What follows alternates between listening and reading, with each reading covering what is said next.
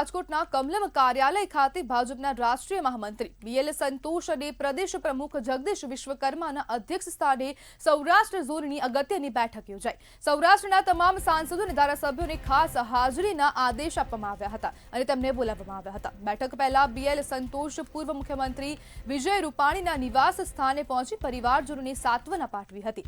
આ સમયે રૂપાણીના પુત્ર ઋષભ રૂપાણી સંતોષજી અને વિશ્વકર્માના પગે લાગતા લાગણીસભર દ્રશ્યો સર્જાયા હતા। જોકે રાજકીય વર્તુળોમાં શહેર ભાજપ પ્રમુખ માધવ દવેરે આ મુલાકાત દરમિયાન બહાર રખાયાનો મુદ્દો ચર્ચાનો વિષય બન્યો છે।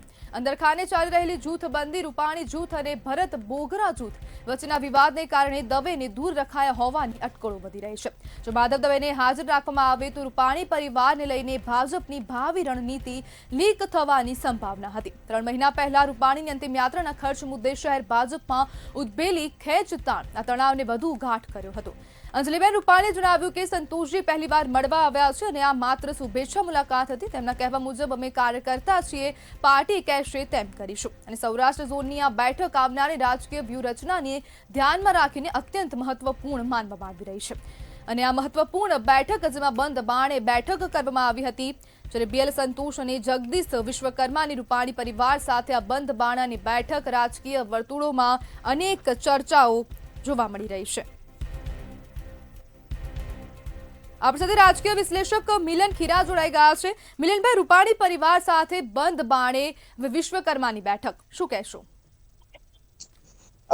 કોર્પોરેશનનું ઇલેક્શન જે છે તે ફેબ્રુઆરી મહિનાની અંદર ટૂંક સમયમાં બહુ નજીકના ઓલામાં છે અને અત્યારના જે રીતના રાજકોટ ભાજપ અથવા તો સૌરાષ્ટ્રની અંદર જે રીતના જૂથવાદ ચાલી રહ્યો છે અને એમાં ક્યાંક ને ક્યાંક જે વિજય રૂપાણીનું જે જૂથ છે એને સૌ કોરાણે મૂકી દેવામાં આવેલું છે અને એને અનુલક્ષીને અત્યારના જે છે ખાસ કરીને મિટિંગ કરવામાં આવી હતી અને એને જે કઈ અમારી આગળ અત્યારે માહિતી મળેલ છે અંદરખાનાની એ બાબત એવી છે કે રૂપાણી જૂથના ચોક્કસ લોકોને જે આખા ગુજરાતનું જે સંગઠન બનશે, પ્રદેશ સંગઠન જે બનશે તેની અંદર મહત્વના હોદ્દાઓ અને મહત્વની જવાબદારીઓ સોંપી શકાય તેવી સંપૂર્ણપણે સંભાવના અત્યારે દેખાઈ રહી છે।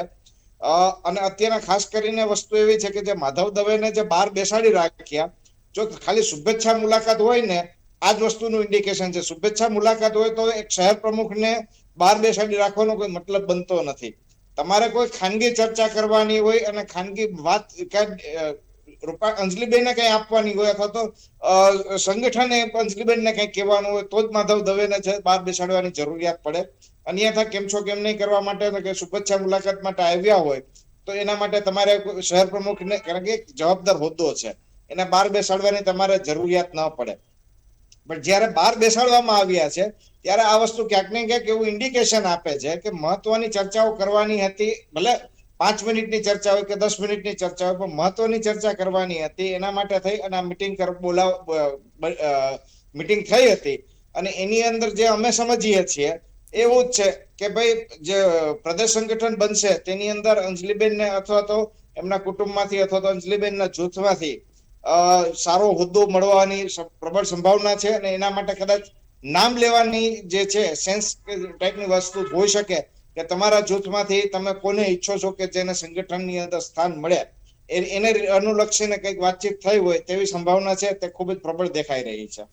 મિલનભાઈ, રાજકોટ શહેર ભાજપ હવે નવા જૂનીના એંધાણ છે। જે પ્રમાણે બંધ બારણે બેઠક થઈ, જે અધ્યક્ષ છે, જે શહેર પ્રમુખ છે તેને પણ દૂર રાખવામાં આવ્યા છે। આનાથી આ જે વસ્તુ છે આના ખૂબ જ દૂરોગામી પરિણામો આવવા જઈ રહ્યા છે। વિજયભાઈ રૂપાણી જૂથ જે છે તેને એક્ટિવ કરવામાં આવે કે ન કરવામાં આવે પણ જે એક અનુશાસનની, ડિસિપ્લિનની જે ભૂલ થયેલી છે, શહેર પ્રમુખને આવી રીતના બહાર ન બેસાડાય આની નોંધ જે છે તે દિલ્હી ખાતે પણ લેવામાં આવશે અને CR પાટીલ અને CM જે છે ભૂપેન્દ્રભાઈ પટેલ એ પણ આ વસ્તુની ખાસ નોંધ લેશે, કારણ કે આ વસ્તુ પ્રોટોકોલ વિરોધની વસ્તુ છે।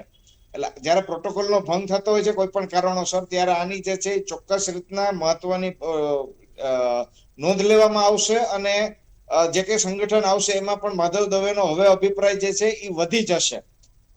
જે માની લો કે પ્રદેશની અંદરમાં ડાયરેક્ટલી ખાલી માધવ દવે આગળથી નામ લેવામાં આવ્યું હોત, બરાબર છે, તો એ વસ્તુ આખી નોખી હતી, પણ હવે જયારે એનું અપમાન કરવામાં આવ્યું છે ત્યારે આ અપમાનના હિસાબે હવે એનો જે મત પડશે કે ભાઈ આને લેવાનો છે કે આને નથી લેવાનો, બરાબર છે, એ બાબતમાં એનું જે મંતવ્ય જે છે તે 100% વધી જશે અને જે પુરુષોત્તમ રૂપાલા જે છે અને બીજા લોકો જે મોવડી મંડળ જેને આપણે કહી શકાય ભાજપનું, બરાબર છે, તે આ વસ્તુનું બહુ ચોક્કસપણે નોંધ લેશે. અને હું માનું છું કે આ પ્રમુખને પણ પ્રદેશ પ્રમુખ જે છે જગદીશ વિશ્વકર્મા, જી એને પણ થોડીક સૂચના આપવામાં આવશે કે તમારે જે છે આવી રીતના પ્રોટોકોલનો ભંગ ન કરવો જોઈએ. અને આ જે છે તે વ્યક્તિગત રીતના પણ અપમાનજનક બાબત કહી શકાય. અને હવે એના આ જે પ્રસંગ બન્યો છે એના હિસાબે ભાજપની અંદર જૂથવાદ સરખી રીતના વકરે તેવી સંભાવના હું જોઈ રહ્યો છું. અને આનું પરિણામ જે છે તે કોર્પોરેશનનું ઇલેક્શન આવી રહ્યું છે એની અંદર દેખાશે. જે ટિકિટની વહેંચણી થશે એમાં પણ દેખાશે. અને જે રીતના કાપાકાપી થશે કોકને જીતાડવા માટે, તો કોકને હરાવવા માટે પણ જે મહેનત કરવામાં આવશે જી એ ઘણું બધું દેખાડીને જશે. જી બિલકુલ મિલનભાઈ, જોડાવા બદલ આપનો આભાર.